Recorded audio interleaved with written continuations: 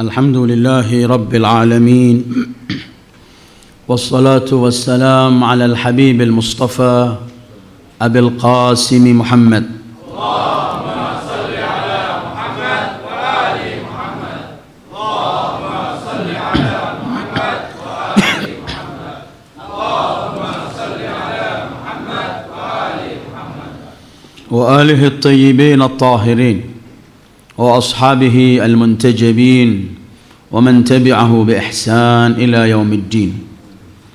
اللهم بحق محمد وآل محمد عليه صل على محمد وآل محمد وارزقنا ووالدينا وأزواجنا وأولادنا وذرياتنا من بعدنا حب محمد وآل محمد. اللهم أحينا على ذلك وأمتنا على ذلك واحشرنا في زمرة من أحب محمدا وآل محمد مع محمد وآله يا كريم. أعوذ بالله من الشيطان الرجيم. قل بفضل الله وبرحمته فبذلك فليفرحوا هو خير مما يجمعون. صدق الله العلي العظيم. Abai al-amajid, hadirin yang saya muliakan, Assalamualaikum warahmatullahi wabarakatuh. Segala puji bagi Allah yang telah memberikan taufik sehingga kita bisa menghayunkan langkah pada malam hari ini untuk menghadiri acara Maulidil Habibil Mustafa sallallahu alaihi wa alihi wasallam. Sebagaimana layaknya di seluruh penjuru dunia, selalu pecinta Rasulullah menyambut memeriahkan hari kelahiran beliau untuk menampakkan kecintaan mereka kepada Nabi mereka Sayyidil Wujud, dan sekaligus untuk menampakkan persaudaraan mereka sesama umat Sayyidil Wujud sallallahu alaihi wa alihi, memeriahkan, bergembira bersama menyambut hari kelahiran beliau. Ma'asyiral muslimin, kita tidak bisa hidup tanpa rahmat dan nikmat Allah. Setiap saat kita memperoleh anugerah nikmat pemberian Allah. Setiap saat kita hidup hanya dijaga kehidupan kita ini dengan rahmat Allah. Sedetik pun atau kurang dari sedetik kita dilepas dari rahmat Allah, pasti kita akan binasa, kita akan hancur. Apabila kita setiap saat memperoleh nikmat Allah, sehingga nikmat-nikmat itu karena begitu banyaknya Al-Quran menjelaskan, wa in ta'uddu ni'matallahi la tuhsuha. Kalau kalian ingin menghitung-hitung nikmat Allah, kalian tidak mampu untuk menghitungnya, karena begitu banyak. Setiap saat Allah curahkan nikmatnya, dan setiap nikmat yang kita lihat, yang kita peroleh, semua itu hanya dari Allah. Wa ma bikum min ni'matin faminallah. Apapun yang nikmat yang turun itu adalah datangnya dari Allah. Begitu juga rahmat. Setiap saat kehidupan kita ini dijaga dengan rahmat Allah. Bahkan wujud ini ada dengan seluruh makhluknya. Allah ciptakan dengan rahmatnya dan dipiara, dijaga dengan rahmatnya. Karena itu Allah berfirman, wa rahmati wasi'at kulla syai', bahwa rahmatku meliputi segala sesuatu. Apapun di wujud ini yang namanya syai'un, sesuatu, di situ adalah curahan rahmat Allah. Tetapi apabila kita ingin bertanya, siapakah nikmat Allah yang terbesar? Apakah rahmat Allah yang terbesar dan teragung untuk alam wujud ini, untuk manusia khususnya dan untuk seluruh makhluk Allah?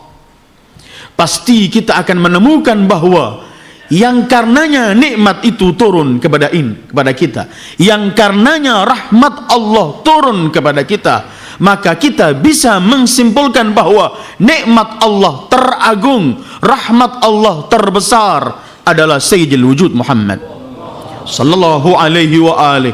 Karena tanpa beliau tiada nikmat, yang turun untuk hambanya. Tanpa beliau tiada rahmat yang Allah turunkan, karena beliau merupakan sentral ciptaan Allah, karena seluruh jagat ini diciptakan dari percikan cahayanya, karena Ar-Rasulul A'zam adalah makhluk Allah yang pertama. Dari beliau, dari cahaya beliau, Allah ciptakan segala wujud ini. Fanuru hadzal habib awwalu makhluqin baraza fil alam wa minhu tafarra al wujudu khalqan ba'da khalqin fima hadatha wa ma taqadam. Begitu Al-Habib Ali Al-Habsyi menggambarkan bahwa pertama yang muncul dari seluruh makhluk Allah adalah Sayyidil Wujud, cahaya Sayyidil Wujud, dan kemudian seluruh makhluk yang sudah diciptakan dan yang akan diciptakan sampai hari kiamat adalah tafarra'a, semuanya bercabang dari cahaya itu. Sementara ayat yang saya baca di awal pembicaraan saya adalah ayat ke-58 dalam surat Yunus, yang Allah memerintahkan kita agar bergembira ketika menerima anugerah Allah dan rahmat Allah. Qul bifadlillah wa birahmatihi fabidzalika falyafrahu. Katakanlah dengan anugerah Allah, dengan rahmat Allah, hendaklah hanya dengan itu mereka bergembira. Fabidzalika falyafrahu, artinya hanya kita diizinkan Allah ketika menerima anugerah Allah, nikmat Allah dan rahmat Allah. Para mufassirin menyebutkan, sebelum saya teruskan kita akan lewat dengan komentar kaum mufassirin, apa yang dimaksud fadlullah dan rahmatullah yang kita harus gembira saat menerimanya. Sebagian para mufassirin menyebutkan qul bi fadlillah, fadlullah adalah nikmat-nikmat Allah yang zahir, sementara rahmat Allah adalah nikmat-nikmat Allah yang batin. Pendapat kedua yang menyebutkan karena berkaitan dengan fadlullah, banyak ayat-ayat Al-Quran yang ketika memerintahkan kita untuk mencari rizki, nikmat yang zahir, selalu Allah menggunakan litabtaghu min fadlih atau wabtaghu min fadlih, carilah dari kelebihan anugerah Allah berbentuk rizki. Arti kedua, al-fadl adalah awal nikmat itu merupakan fadlullah, sementara rahmat Allah ialah yang menjaga nikmat yang awal itu sampai akhir hayat kehidupan kita. Ada yang menyebutkan bahwa fadlullah isyarah kepada surga, rahmat Allah isyarah kepada ampunan Allah terhadap dosa-dosa kita sehingga kita layak untuk masuk surga. Ada yang menyebutkan pendapat keempat bahwa fadlullah ialah nikmat-nikmat Allah yang Allah berikan pada seluruh hambanya, mukmin maupun kafir. Sementara rahmat yang dimaksud di sini adalah rahmat khusus yang kelak akan Allah berikan kepada kaum mukminin. Pendapat kelima bahwa fadl di sini adalah, yang disebut fadl di sini adalah Al-Qur'an. Dan rahmat di situ adalah, dan ini Ibnu Abbas yang menyebutkan, fadlullah di sini adalah Al-Quran, dan rahmat itu adalah Sayyidil Wujudi Muhammad. Karena Allah berfirman untuk beliau, wa ma arsalnaka illa rahmatan lil alamin. Pendapat keempat, fadlullah wa rahmatullah di sini adalah petunjuk Allah yang membimbing kita untuk jalan di jalan yang direstui oleh Allah. Karena Allah berfirman dalam ayat lain, walaula fadlullahi alaika wa rahmatuhu lahammat ta'ifatun minhum an yudhilluk. Kalau bukan anugerah Allah dan rahmat Allah, artinya bimbingan Allah, kalau bukan bimbingan Allah memberi hidayah, mereka akan memberikan hal-hal yang ingin mengajak kamu kepada kesesatan. Atau firman Allah, walaula fadlullah alaikum wa rahmatuhu lakuntum minal khasirin. Kalau bukan anugerah dan rahmat Allah, artinya hidayah Allah, bimbingan Allah, pasti kalian akan hidup dalam kerugian. Durrul Mansur As-Suyuti setelah meriwayatkan beberapa penafsiran Beliau juga menafsirkan riwayat berkaitan dengan fadlullah di sini adalah Sayyidil Wujudi Muhammad. Rahmatullah di sini adalah Al-Imam Ali bin Abi Thalib, sebagaimana disebut oleh Durrul Mansur As-Suyuti, diriwayatkan oleh Al-Khatib Ibnu Asakir dari Ibnu Abbas. Apapun tafsiran 6 ini, fadlullah, Al-Quran, petunjuk atau apapun, rahmat Allah siapapun dalam tafsirannya, tapi kita yakini bahwa tanpa ada Sayyidil Wujud tak ada Al-Quran. Tanpa ada Sayyidil Wujud tidak ada petunjuk dari Allah yang datang. Tanpa Sayyidil Wujud tidak ada nikmat Allah zahir maupun batin yang datang untuk manusia. Karena itu adalah qul bi fadlillah wa bi rahmatihi, untuk menyambut anugerah Allah dan rahmat Allah. Anugerah terbesar Sayyidil Wujud, rahmat Allah terbesar Sayyidil Wujud. Fabidzalika, hanya menyambut ini, falyafrahu. Artinya Al-Quran cuman mengizinkan kita bergembira dalam hal-hal yang berkaitan dengan Sayyidil Wujud Muhammad. Semua yang menghubungkan kita kepada Sayyidil Wujud layak kita sambut dengan gembira. Apa artinya gembira?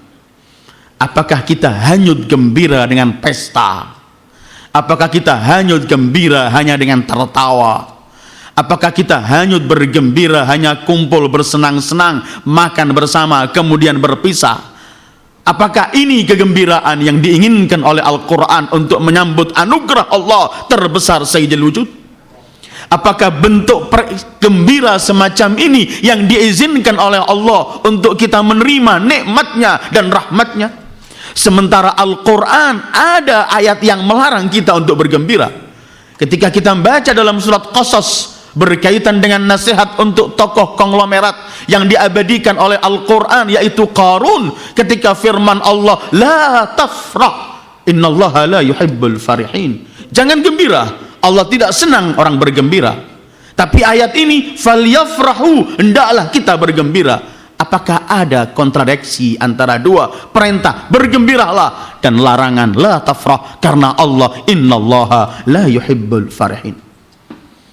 Apabila kita kembali kepada 58 surat Yunus, qul bi fadlillah wa bi rahmatihi fabidzalika litta'kid, hanya dengan itu falyafrahu, maka kegembiraan yang diizinkan oleh Allah itu ialah kegembiraan ketika kita hidup dalam rel Allah, dalam petunjuk Allah. Nikmat yang kita peroleh kita gunakan untuk jalan Allah, maka kita patut gembira menerima semua anugerah ini. Tapi apapun yang kita miliki, harta berlimpah ruah, tahta bagaimanapun kedudukannya, kalau harta itu melupakan kita kepada Allah, maka dilarang kita bergembira memiliki harta ini, karena kegembiraan ini akan menjerumuskan kita. Artinya Al-Quran ingin memberi gambaran kapan kita bergembira. Bergembiralah saat perilaku yang kita lakukan sesuai dengan tuntunan Rasulullah.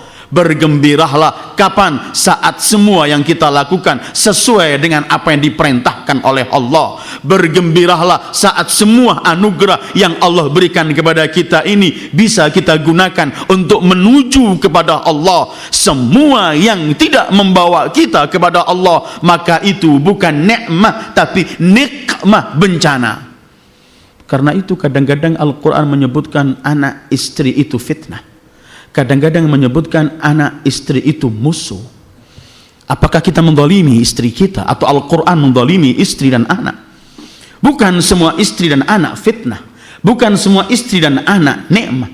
Bukan semua harta fitnah. Tetapi anak, harta, istri, jabatan, dan apapun yang kita miliki, kalau tidak membawa kita kepada Allah, menyambungkan kita kepada Sayyidil Wujud, maka ini bencana, ini fitnah, ini musuh. Tapi semua istri, harta, anak, dan kedudukan, kalau itu membawa kita kepada Allah, kepada Sayyidil Wujud, untuk bisa mengatur akhirat kita, maka itu merupakan anugerah, nikmat yang harus kita sambut. Fabidzalika falyafrahu.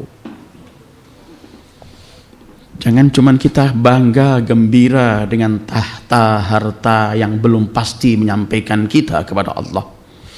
Al-Quran inti menyebutkan gembiralah kalau kamu sedang dalam rel mengikuti ketentuan Allah.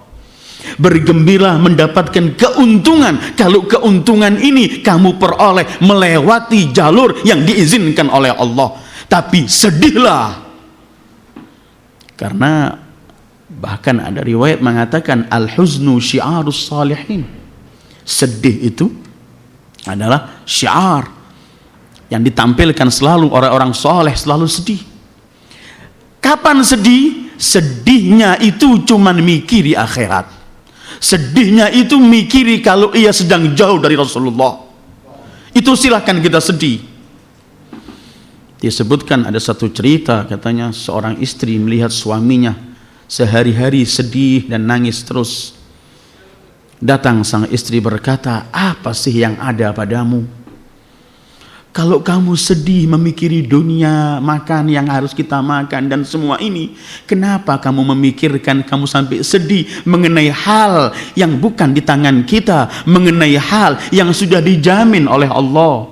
Tetapi kalau sedihmu wahai sang suamiku, sedih karena kamu mikirkan akhirat, maka aku mohon dari Allah agar sepanjang hidupmu kamu sedih, dan bawalah aku bersedih denganmu. Gembira saat kita bersama Islam kita, bergembira saat kita bersama hak. Tetapi karena itu Rasulullah Shallallahu Alaihi Wasallam diriwayatkan dari Anas, beliau pernah bersabda, ketika beliau menafsirkan ayat ini, qul bi fadlillah, beliau bersabda begini Shallallahu Alaihi Wasallam, man hadahu Allah lil Islam wa 'allamahu al-Quran thumma syakal faqata kataballahu al-faqra baina 'ainai ila yaumil qiyamah thumma tala qul bi fadlillah wa bi rahmatihi fabidzalika falyafrahu. Beliau bersabda, siapa yang diberi petunjuk oleh Allah sehingga memeluk Islam ini, hidup dengan Islamnya, diberi petunjuk oleh Allah, diajarkan Al-Quran, memahami kalam Allah, kemudian masih mengeluh mengenai kemiskinan, maka Allah akan jadikan kemiskinan itu akan beserta dia sampai hari kiamat. Ja'alahul faq baina ainai ila yaumil qiyamah, dia akan terus dijadikan miskin sampai hari kiamat. Kemudian Rasul membaca ayat ini, qul bi fadlillah wa bi rahmatihi fabidzalika falyafrahu. Kalau sudah punya Islam, punya Al-Quran, punya Sayyidil Wujudi Muhammad, maka yang lainnya enggak berarti. Punya seluruh isi dunia dengan semua jabatannya, kalau tidak punya Sayyidil Wujud, maka tidak berarti. Dengarkan Al-Imam Ali pernah mengomentari puncak kenikmatan.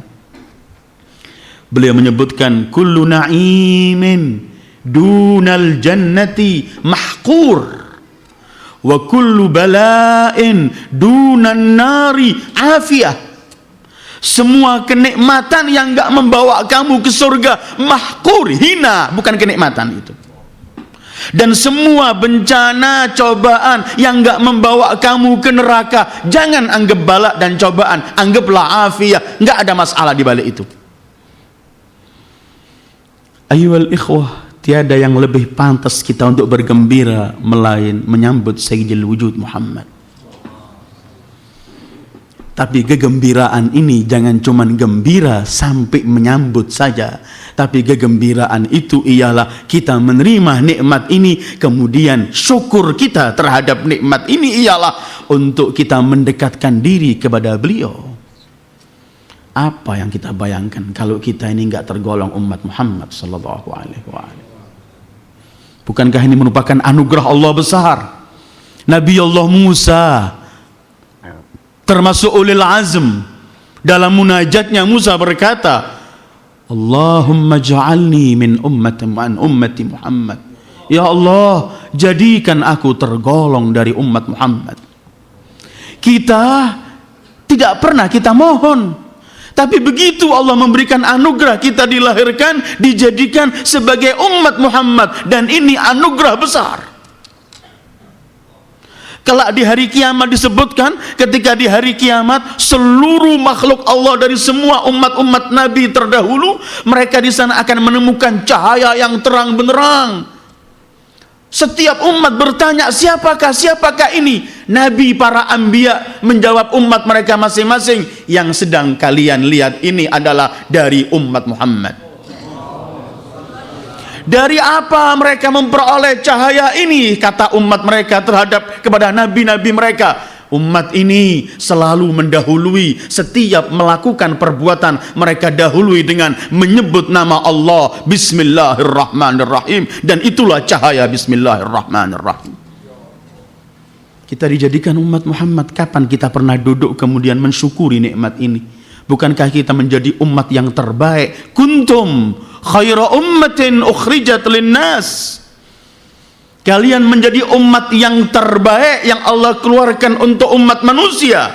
Ta'muruna bil ma'ruf wa tanhauna 'anil munkar wa tu'minuna billah. Nabi Isa pernah disebutkan oleh Allah, Isa, engkau aku ciptakan dari seorang ibu tanpa ayah sebagai bukti kebesaranku untuk umatmu dan untuk semua manusia. Isa, beri kabar gembira pada umatmu, kelak akan datang seorang nabi terakhir yang selalu hidupnya hanya mengucapkan tahmid dan tasbih kepadaku. Umatnya mengucapkan tahmid dan tasbih kepadaku, dan kelak mereka akan kuberikan tuba. Isa berkata, ya Allah, apakah tuba itu? Tuba itu ialah telaga yang akan kuberikan untuk ia. Isa berkata, ya Allah, berikan aku minum telaga itu. Kata Allah, haram disentuh siapapun sebelum disentuh nabi terakhir itu, dan haram disentuh oleh siapapun dari umat para anbiya sebelum disentuh oleh umat nabi itu. Siapakah itu? Ia adalah Ahmad, yang seperti dibawa oleh Isa, wa mubasysyiran bi rasulin ya'ti min ba'di ismuhu Ahmad. Ayyuhal ikhwah, ternyata kita ini disuruh bergembira oleh Allah kalau yang kita lakukan sesuai dengan ketentuan Allah. Karena itu kalau kita melihat ayat-ayat Al-Quran, orang yang mengikuti petunjuk Allah, faman ittaba'a hudaya fala yadhillu wa la yashqa, faman tabi'a hudaya fala khaufun alaihim wa la hum yahzanun. Mereka yang mengikuti petunjuk Allah sebenarnya tahu harga nikmat Islam, nikmat Al-Quran, nikmat Rasul. Mereka yang memegang ini tidak pernah mereka takut atau sedih, dilindungi oleh Allah. Apa yang mereka menjadikan sedih, sementara yang menimpa mereka selagi membawa mereka menuju kepada Allah, mereka anggap afiah. Maka semua sepak terjang mereka dan apapun yang menimpa mereka, selamanya mereka tidak pernah khaufun atau huznun. Begitulah Allah mensifati para awliya'nya. Ala inna awliya Allahi la khaufun alaihim wa la hum yahzanun. Yang mereka takuti, yang mereka sedihi cuman kalau mereka berpisah dengan Rasulullah. Gak ada kenikmatan cuman Rasulullah. Al-Habib Ali Al-Habsyi dalam salah satu bait syairnya ketika ingin menggambarkan kepada kita kedudukan Sayyidul Wujud, yang termahal cuman Sayyidul Wujud, anugerah Allah terbesar cuman Sayyidul Wujud, puncak kenikmatan yang akan ia peroleh kalau hanya bersama Sayyidul Wujud, beliau simple ketika beliau mengatakan, fi jannatin ma syaqani min wasfiha illa likaunil hibbi fiha mukhayyama atau khayyama. Yang menyebabkan aku rindu surga bukan karena surganya, karena di surga Al-Habibul Mustafa berada. Artinya menurut Al-Habib Ali, surga pun tidak nikmat kalau tidak bersama Al-Habibul Mustafa. Allahumma shalli ala Muhammad wa ali Muhammad. Allahumma shalli ala Muhammad wa ali.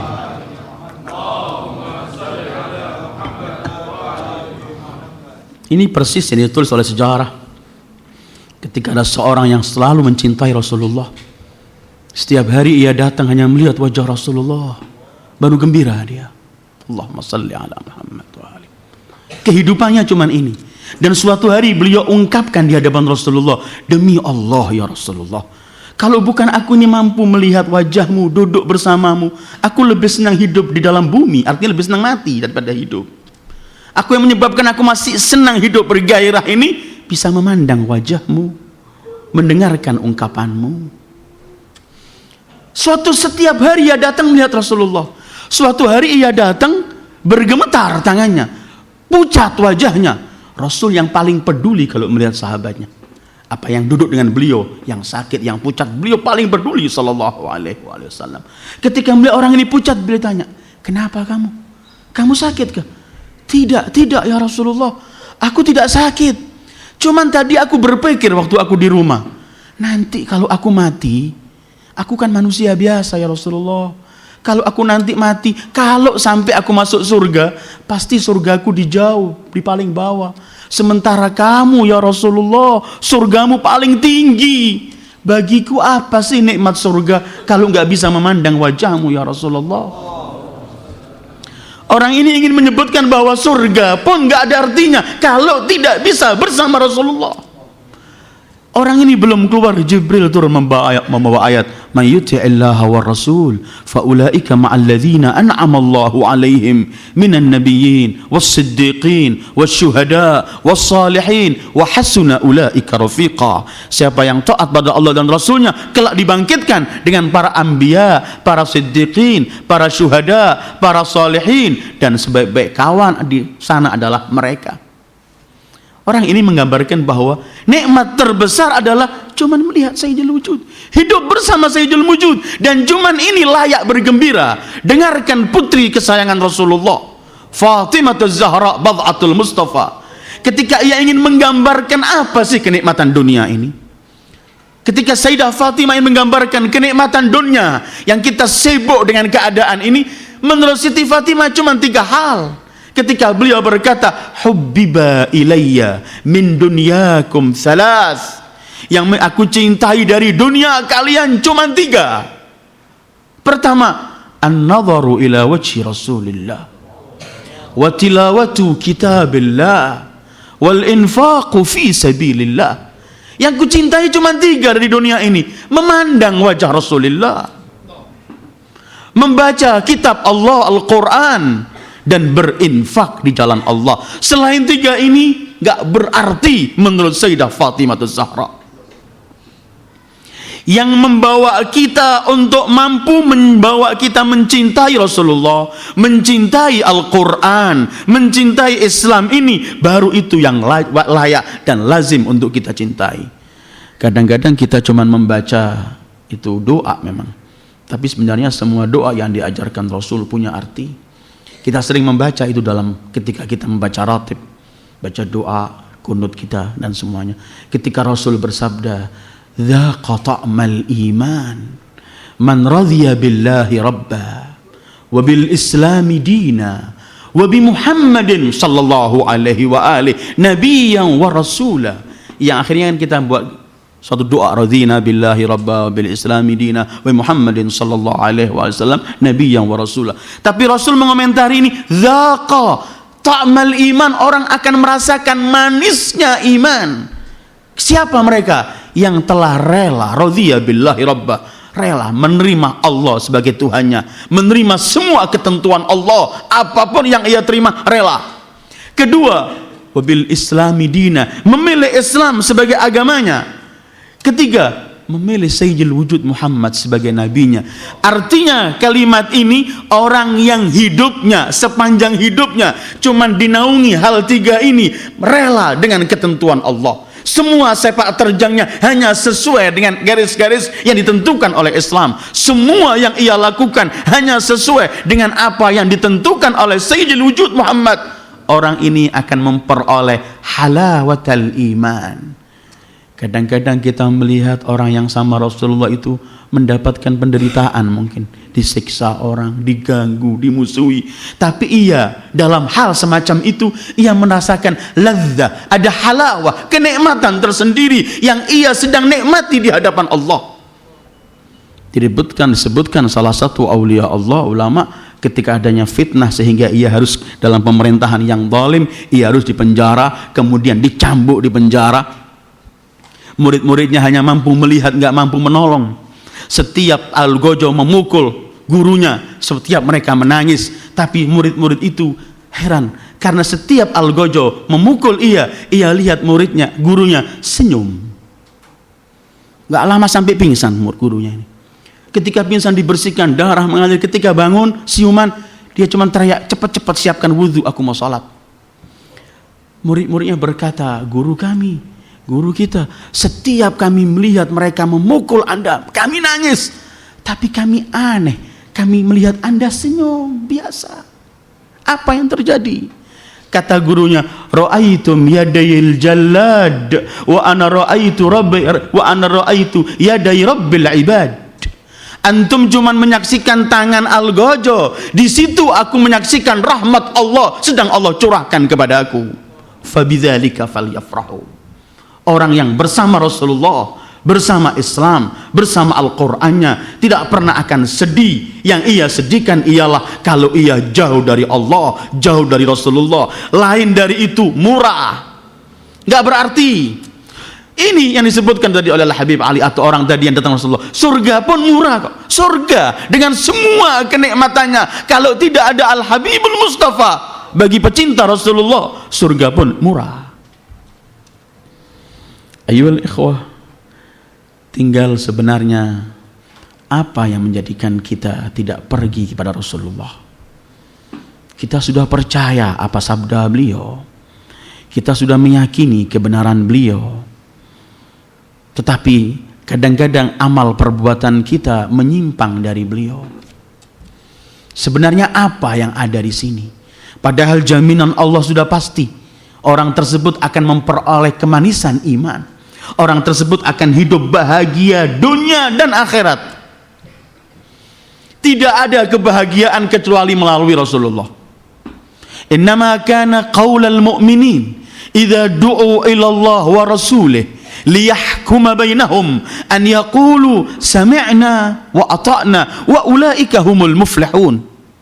Sebenarnya orang mukmin di hadapan perintah Allah dan Rasulnya, ketika diajak untuk menerima ketentuan Allah dan Rasulnya, hendaklah dia cuma punya dua kalimat, sami'na wa ata'na, dan kemudian Allah akhiri ayat ini wa ulaika humul muflihun. Hanya mereka yang cuman punya sami'na wa ata'na, hanya mereka yang menjadi manusia-manusia beruntung dan sukses di dunia maupun akhirat.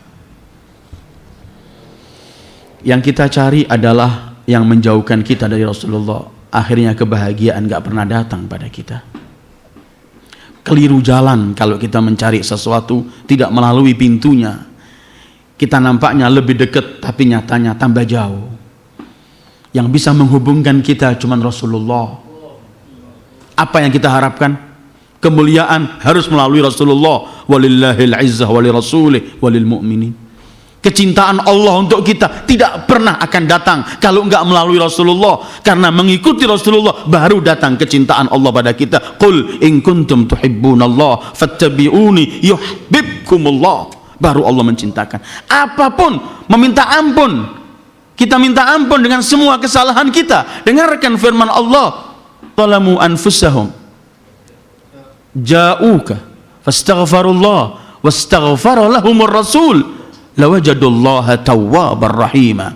Mereka yang menzalimi diri mereka dengan perbuatan dosa, mohon ampun kepada Allah, datang kepadamu dan Rasul memohonkan ampun, baru beliau pun bersabda, doa mahjub sebelum didahului dengan salawat kepadaku.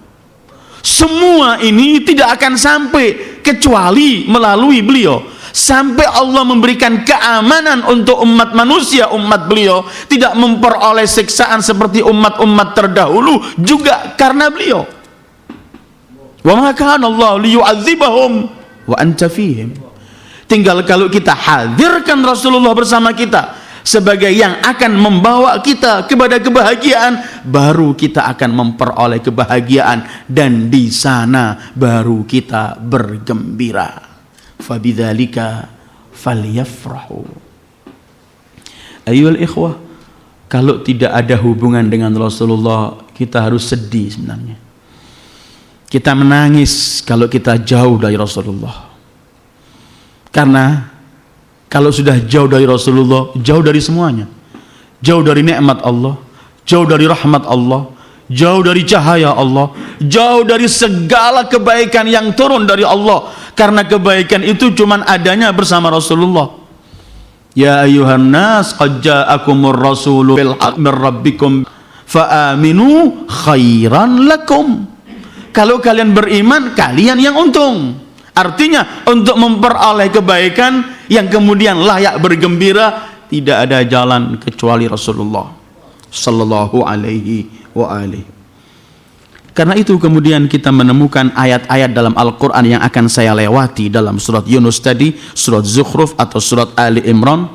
Ternyata yang Allah perintahkan tadi kan hendaklah kita bergembira, dzalika khairum mimma yajma'un.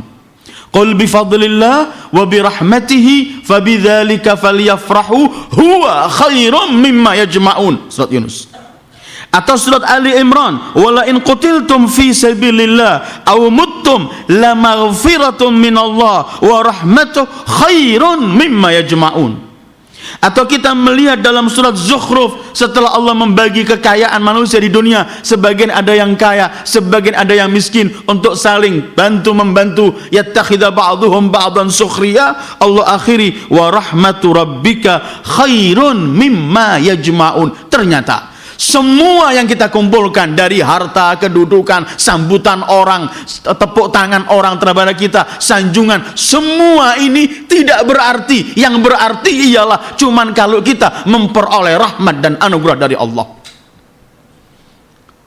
Huwa artinya kenikmatan itu, huwa artinya fadlullah, rahmat Allah, kedekatan dengan Nabi, cuman itu khairun mimma yajma'un, lebih baik dari yang dikumpulkan oleh orang-orang yang enggak mengikuti Rasulullah sallallahu alaihi wasallam.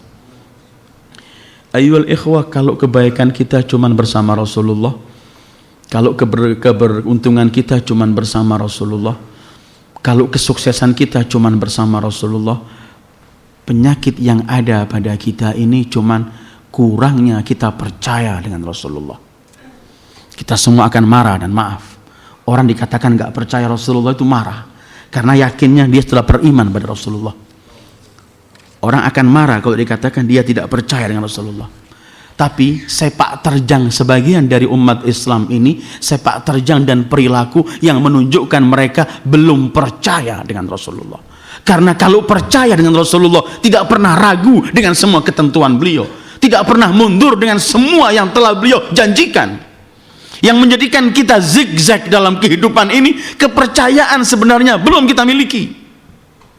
Sementara Nabi itu harus dipercayai, baru ungkapannya baru akan didengarkan. Ji'tukum bi ayatin mir rabbikum, aku datang membawa mukjizat, tanda dari Allah Tuhan kalian, untuk kalian mempercayai bahwa aku benar-benar Nabi.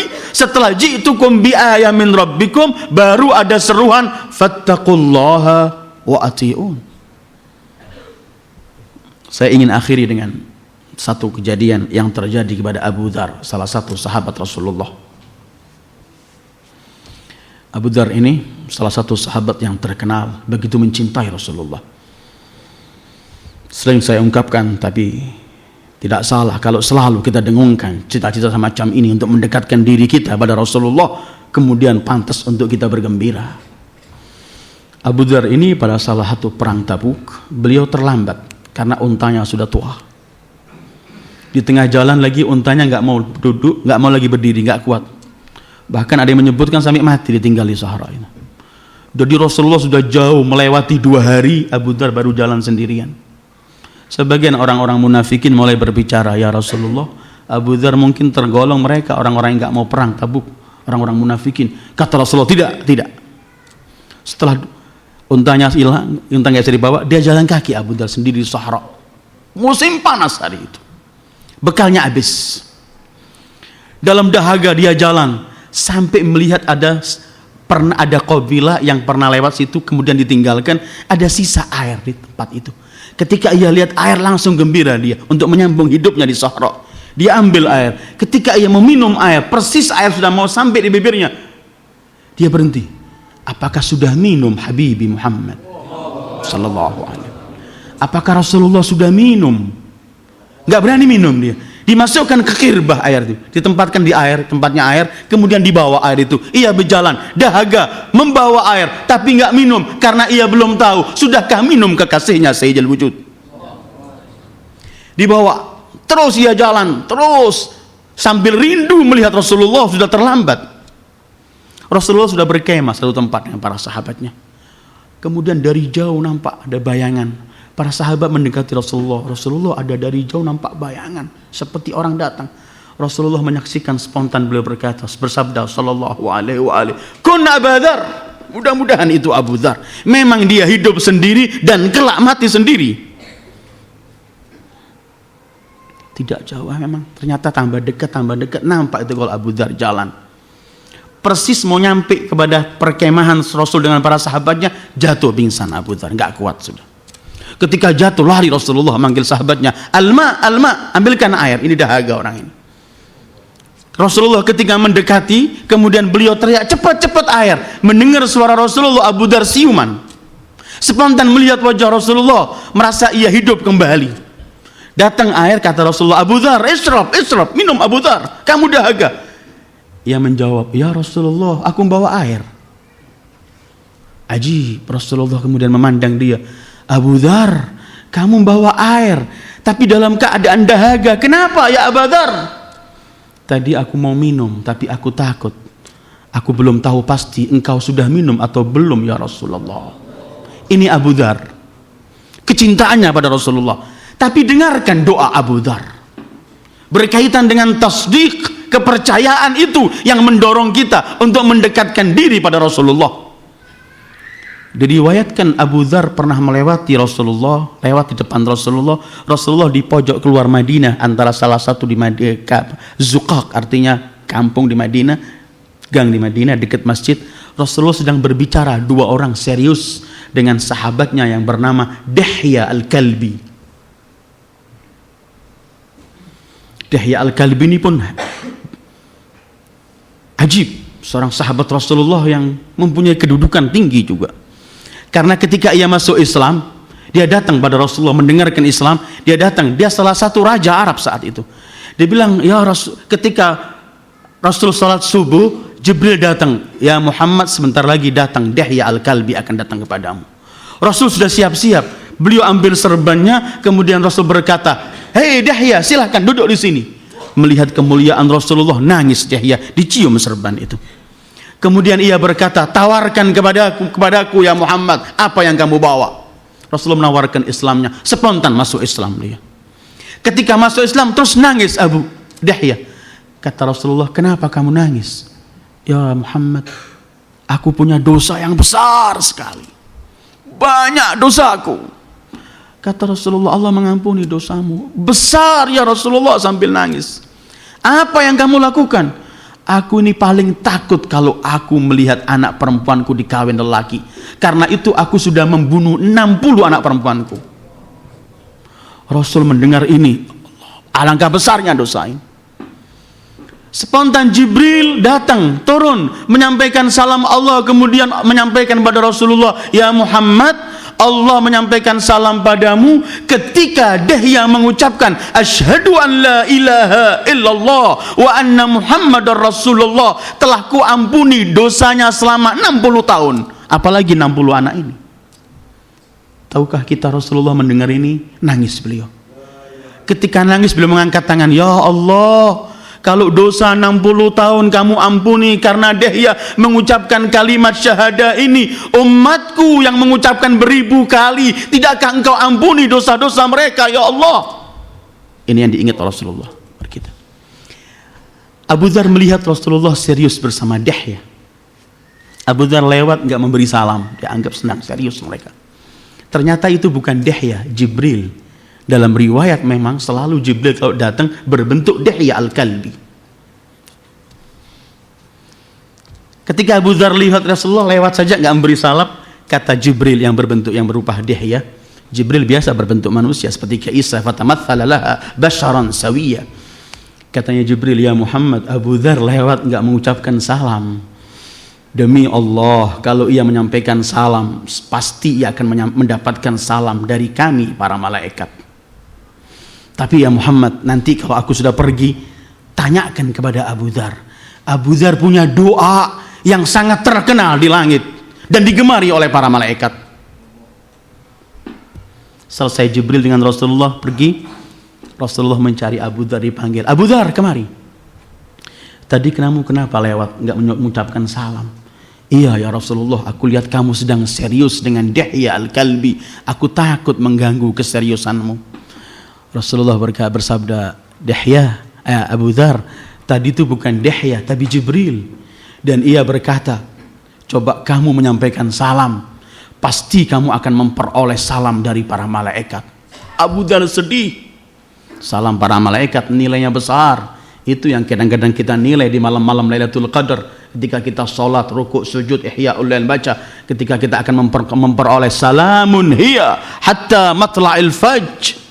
Abu Dzar menyesal, tapi kemudian Rasul bersabda, sebentar Abu Dzar, kata Jibril, kamu punya doa yang terkenal di langit sana, terkenal, seluruh malaikat menggemari doa itu. Abu Dzar kemudian mendukkan kepalanya, iya ya Rasulullah, apa yang kamu doakan? Kemudian Abu Dzar membacakan doanya. Begini doanya. Allahumma inni as'alukal imana bik wat tasdiqa binabiyyik wal afiyata an jami'il bala wasyukra 'ala al afiyah wal ghina an syirarin nas. Ya Allah, aku mohon iman mutlak kepadamu. Aku mohon kepercayaan yang mutlak kepada Nabi-Mu Muhammad. Aku mohon kepadamu agar engkau selamatkan dari semua bencana dan bala. Dan aku mohon agar engkau berikan taufik untuk aku bisa mensyukuri semua nikmat afiah. Dan aku mohon agar engkau jadikan aku tidak butuh dan tidak punya urusan dengan orang-orang yang jelek. Ayyuhal ikhwah yang ingin kita berhenti, pertama dan kedua, Abu Dzar dengan keimanannya itu tiap hari minta agar diberi iman yang mutlak kepada Allah. Karena orang yang iman mutlak kepada Allah nggak pernah sedih dalam hidupnya, gembira selamanya.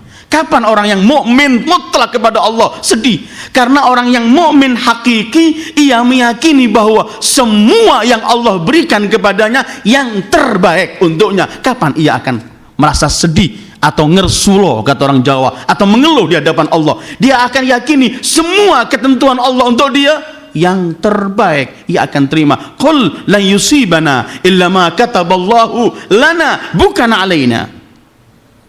Kadang-kadang orang yang mengatakan dirinya iman ini belum sempurna, masih harus mengasah terus keimanannya. Karena itu Allah berfirman, ya ayyuhalladzina amanu aminu. Hai orang-orang yang beriman, sudah disebut amanu tapi masih perintahnya berimanlah.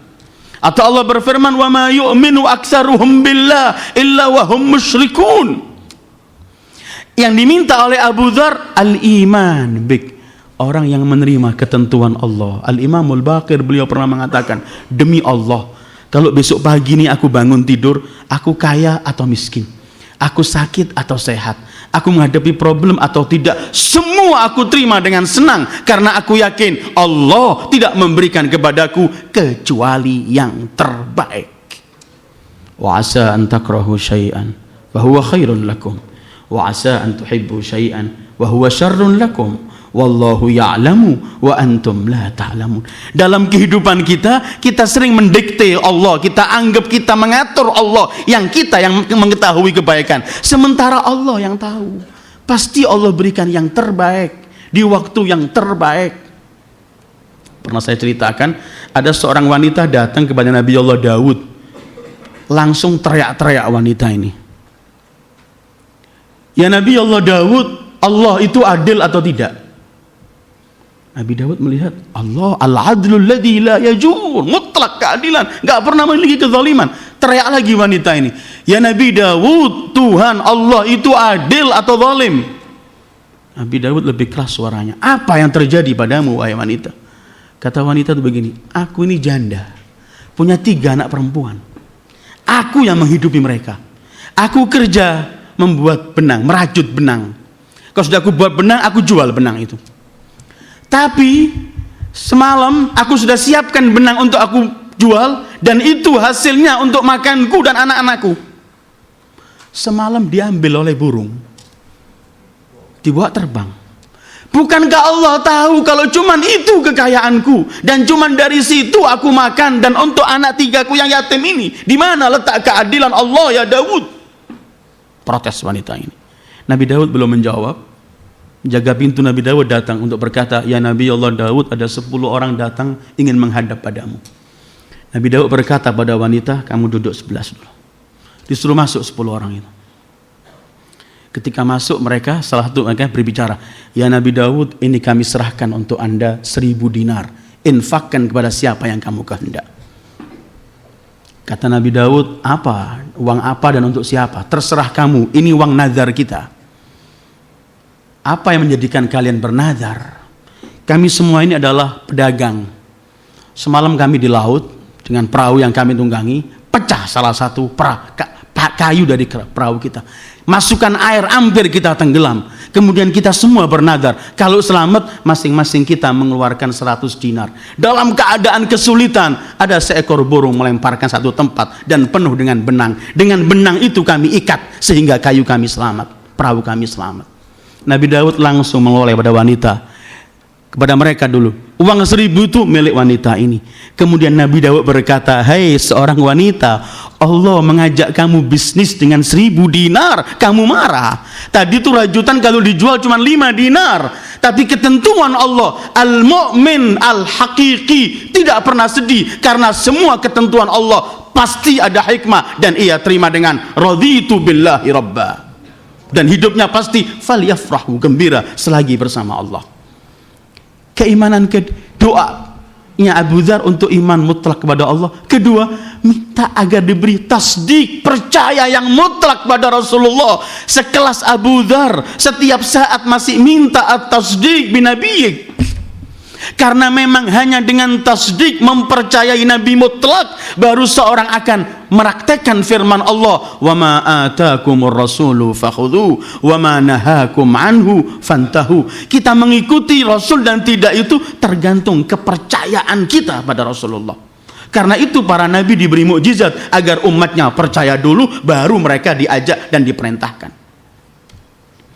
Kalau nggak ada kepercayaan yang mutlak, orang yang percaya sama Rasulullah itu nggak pernah menawar. Ya tadi itu, sami'na wa ata'na wa ulaika humul muflihun. Saya akhiri dengan peristiwa Khandaq.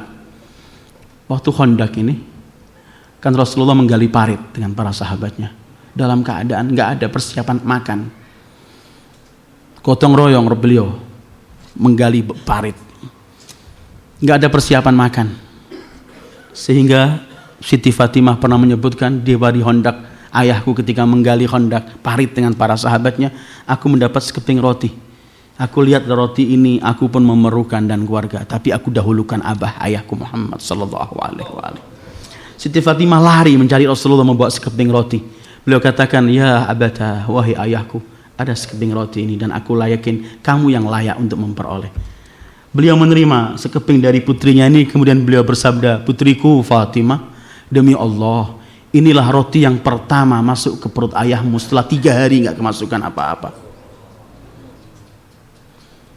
Dalam kondisi semacam itu, Jabir ibni Abdullah al-Ansari, sahabat Rasul yang tua umurnya, sampai memenangi ketemu dengan Baqir, Imam Baqir. Karena Rasul pernah bersabda, Jabir, umurmu nanti panjang, sampai kamu ketemu cucuku bernama Muhammad al-Baqir. Kalau kamu ketemu, sampaikan salam kepadanya. Dan akhirnya ketemu. Jabir ibn Abdullah al-Ansari pergi ke istrinya. Dia bilang, istriku, ada apa di rumah ini? Ada gandum cukup untuk membuat beberapa keping roti dan ada seekor kambing ini. Kata Jabir, sembelih, aku sembelih kambingnya, kamu buat kuah, gandum ini kamu buat roti. Aku ingin menjemput Rasulullah dengan beberapa sahabatnya, 2-3 orang untuk makan di rumah kita hari ini. Kata istrinya, hubban wa karamah, indah. Lakukan semuanya, pergi Jabir, ingin membisiki, nggak berani keras-keras Jabir. Persediaannya sedikit, sahabat Rasulullah banyak saat itu. Beliau datang membisiki Rasulullah. Ya Rasulullah, nanti kamu dengan beberapa gelintir sahabatmu pergilah makan di rumahku, aku siapkan. Ketika Jabir membisiki, tangan Jabir dipegang oleh Rasulullah, nggak dilepas. Rasulullah hanya mengatakan, iya. Setelah selesai Jabir, tangannya diangkat gini. Rasulullah kemudian bersabda pada seluruh sahabatnya, ayo seluruh sahabatku, semua kalian diundang makan Jabir ibn Abdullah al-Ansari. Sallallahu alaihi wasallam. Sambil senyum Rasulullah. Jabir, gelisah Jabir. Jabir bin Abdullah Affan, gelisah. Kemudian ketika ia melepaskan tangannya Bismillah Rasulullah, dia keluar sebentar, dia lari pergi ke istrinya, teriak-teriak, al-fadhiha, pasti kita dipermalukan, pasti dipermalukan. Apa yang terjadi, kata istrinya? Aku mengundang Rasulullah dengan beberapa sahabatnya, tapi Rasulullah angkat tanganku dengan tangannya, mengundang semua mereka. Persediaan kita kan terbatas. Dengarkan istrinya. Anta alladhi da'awtahum amhu. Kamu yang ngundang semua para sahabat ini atau beliau? Kata Jabir, huwa. Istrinya senyum, kalau dia yang undang kamu tenang, rileks, tenang saja. Dia lebih tahu apa yang akan dilakukan. At-tasdiq bi Muhammad sallallahu alaihi wasallam. Kalau sudah beliau, tenang kamu. Kata Jabir, persediaannya. Iya, itu kalau kamu yang undang, aku pun gemetar. Tapi kalau yang mengajak itu Rasulullah, selesai. Wanita ini yakin semua yang dari Rasulullah, apa yang diucapkan, apa yang disabdakan, dijanjikan, pasti yang terbaik dan pasti benar. Tepat. Rasulullah kemudian dengan seluruh para sahabatnya datang, beliau masuk ke rumah Jabir. Beliau berkata pada Jabir dan istrinya, mana makanannya? Beliau tutupi, beliau bacakan sesuatu, disuruh masuk sahabat. Di rumah Jabir nggak cukup, di sepanjang jalanan beliau bagikan semua roti dan kuah itu, dan semua para sahabatnya makan, dan makanan itu tetap nggak berubah. Sallallahu alaihi wasallam. Contoh kecil dan masih banyak contoh-contoh yang lain, sehingga bahwa sebenarnya yang menjadikan kita terdorong untuk melakukan apa yang dibawa Rasulullah itu tergantung kepercayaan mutlak kita pada Rasulullah. Kita akan marah kalau kita nggak percaya, tapi banyak perilaku kita adalah perilaku yang meninggalkan perintah, meninggalkan semua anjuran Rasulullah. Kalau kamu lakukan ini kamu surga, kita pun nggak lakukan. Kalau kamu lakukan ini bahaya akan neraka, pun kita nggak tinggal, karena kita sadar atau tidak, dan nastaghfirullahaladzim, karena kepercayaan kita kurang dengan Rasulullah. Inilah doa Abu Dhar, as'alukal imana bik wat tasdiqa bi nabiyyik wal afiyata an jami'il bala wasyukra 'alal afiyah wal ghina an syirarin nas. Mungkin yang ketiga, keempat, kelima kita akan bicarakan waktu yang lain, tapi al iman bik wat tasdiq bi nabiyyik. Ayyuhal ikhwah, inilah perlunya kita mengadakan peringatan Maulid untuk mendekatkan diri pada Rasulullah dan bergembira bareng-bareng dalam rangka mengamalkan dan mendekatkan diri kepada Rasulullah sallallahu alaihi wasallam. Mudah-mudahan kita selalu diberi oleh Allah taufik untuk hidup bersama Rasulullah. Kita isi kehidupan kita dengan mencintai Rasulullah, warga Rasulullah, kita mati membawa kecintaan itu, dan kelak dibangkitkan bersama Rasulullah dan masuk pintu surga bersama, mengetuk pintu surga, masuk surga di belakang Rasulullah sallallahu alaihi wasallam. Wa sallallahu ala khairi khalqih sayyidil wujud wa alihi ajma'in. Wassalamu alaikum warahmatullahi wabarakatuh.